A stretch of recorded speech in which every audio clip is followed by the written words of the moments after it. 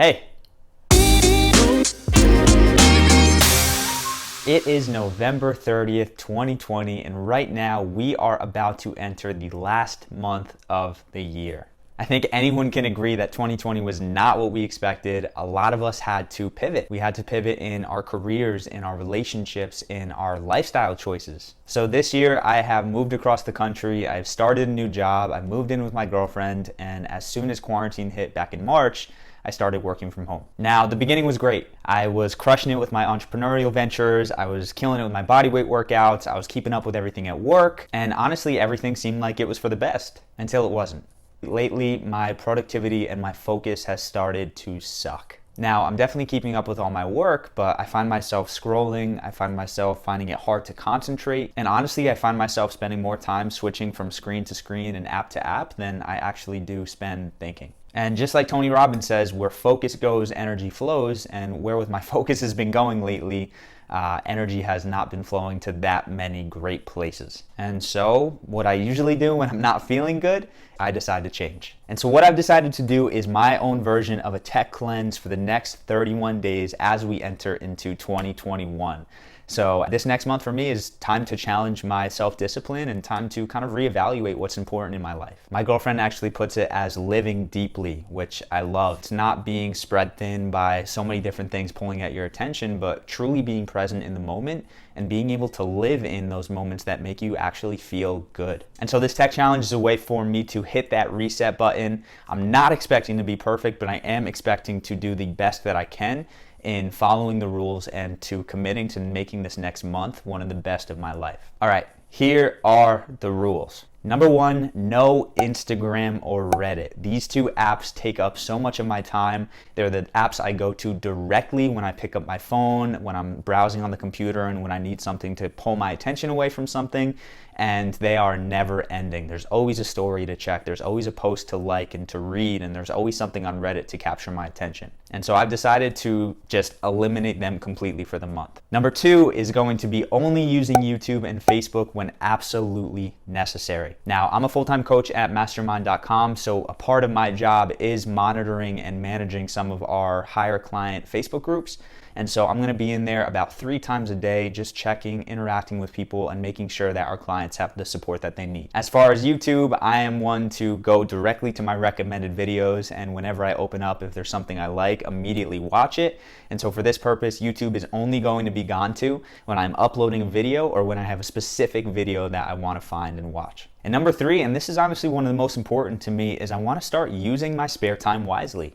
My spare time usually would be going to the couch and opening up my phone and switching from app to app. But now I have the opportunity to do things like garden, to live in those moments with the new kitties that we got. I have the opportunity to do things that I enjoy instead of numbing myself out with screens and with social media. And so how am I going to follow these rules? So I'm a firm believer that goals don't achieve themselves, and that when you set a goal, you have to arrange your environment in a way that's going to support you achieving that goal. So step number 1, I'm going to make things simple with Instagram and YouTube. I'm just going to get them off my phone, right? If they're not there, I'm not going to open them. On Facebook, I've changed my password to a password that I'm going to have to go copy and paste from a hidden spot in my notepad and then open the app. So basically I'll log out every time I'm using it. And then when I actually need to get into it, I'll have to go into my notepad app, find the password, copy the password, log into Facebook, and then of course when I'm done, log out once again. Along with that, every night I schedule out my next day, so I'll be scheduling the exact times during the day that I will be in Facebook,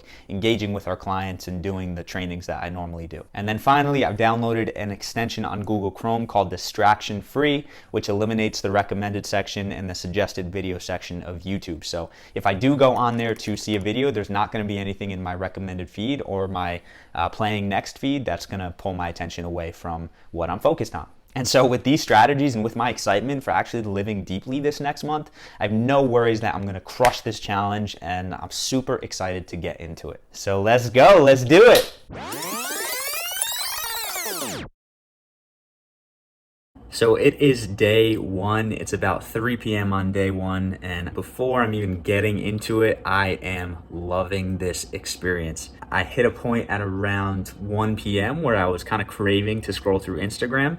But besides that, I have been the most productive that I have been in a long time. I'm getting so much done. And most importantly, I'm just feeling incredible. I'm just really enjoying going throughout my day, whether it's playing with the little kitties, whether it is getting work done, whether it's tending to my plants, like whatever I'm doing today, I'm enjoying, and it has been fantastic. Obviously, it's only 1 day in, so we're gonna see how I feel in a week, in 2 weeks, 3, 4 weeks, but this has been an awesome start.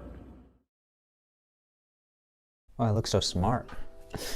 It is December 18th. We are 18 days into this tech-free challenge. I feel incredible. This has probably been the best month of 2020 in terms of how I feel. And I've also just grown in immense ways in 18 days. I will preface this by saying I've not been perfect. There have been days where I've exceeded my 3 check limit of going into Facebook groups. So I have found myself accidentally scrolling for the first 1 to 3 posts on my news feed, and then I'll cut it off. But my spare time has not been spent picking up my phone and checking social media to see if I have notifications or anything. For the most part, I have been off. In terms of what I've noticed, so the biggest change I've noticed is I'm just more certain of myself. I am definitely an introvert at heart. Being around other people that I'm not fully familiar with can sometimes make me a little uptight.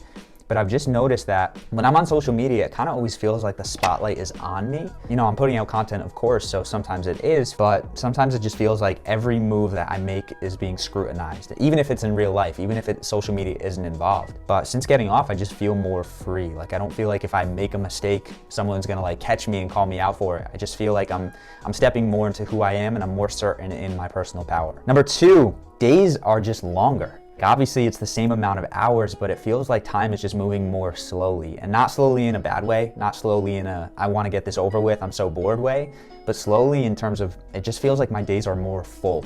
Like I'm getting more done, like I'm doing more, and it actually feels like I have enough time to do everything I want and then some. And that moves into number 3, which is I just feel so much more productive. And not just feeling, but I actually am so much more productive. I'm working on multiple new projects. I'm killing it with my responsibilities at my job. And I just feel like I'm on it in terms of bouncing from task to task, taking client calls, building out funnels, working on new projects. And it's just because I have that mental capacity. It's because I'm not fully pulling myself out of flow by picking up my cell phone and checking it, but I am just living life, right? Like I'm just doing the things and I'm just fully focusing on the tasks at hand without bouncing back and forth from task to phone, task phone until my concentration is just unoperable.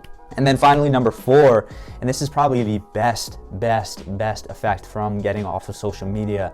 I don't feel like the world has problems. I know that when you go on social media nowadays, especially, 2020 has been the year of arguments. It's been the year of drama. It's been the year of everyone sharing their opinion. It's been the year of you're not allowed to have an opinion. But honestly, with doing this challenge and with getting off social media, I forget all this drama is going on in the world. Besides the quick comment from a relative or someone out in the wild, I haven't heard much about the drama of politics. I haven't heard much about the drama of coronavirus. All these different things are happening and I'm not very aware of it. And some people may think that's a bad thing. I don't. I think if something important enough is gonna happen, someone's gonna mention it. I'm gonna hear it from someone.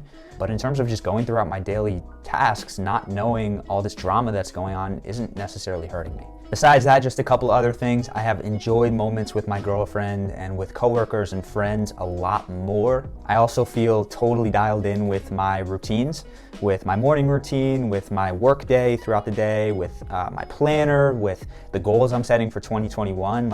I just feel much more in alignment. And I know it's because when I go on social media, usually when I log off, I feel worse than when I got on. Yes, I'm following a lot of positive people on there, but I'm also following people who are talking about the dramas of the world. I'm also trying to stay in the loop with certain things that, even though it's helping me with information, it's not helping me with feeling better. And this challenge has been a great way to just bring to light how much this is actually impacting me. Of course, there's still 13 days, so anything can happen, but I'm really excited for what's left in the month, and I can't wait to update you guys on it. Well, 2021, what do we have here? So it is January 4th, and before I even get into the full recap, I want to preface this by saying if this is a challenge that you have been considering doing, do it. I know a lot of you watching this have responsibilities with social media. There's groups you're in, there's trainings you're a part of, and there's all these things that you have to do.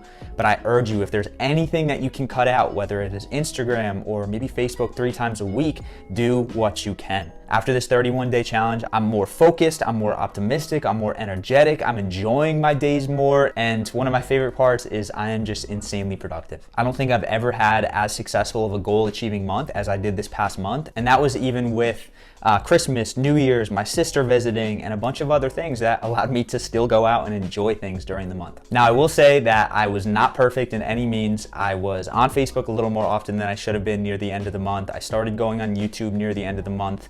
It was only a couple times, but it was enough to still kind of kick me out of that focus mode. So January 1st rolls around and I had a great New Year's Eve with my girlfriend, and it wasn't until about 2 p.m. the next day that I realized that my challenge was over. And so I opened my phone, I downloaded Instagram. I'm not dying to get on it, but I'm excited to see what's been going on, who's messaged me, what posts I missed. And I opened my phone and I log in, and this is not an exaggeration, within the first 5 minutes of logging on, I decide that I'm deleting it again. I think this 30 days really gave me the ability to check in with my body and check in with my emotions and check in with how I'm feeling.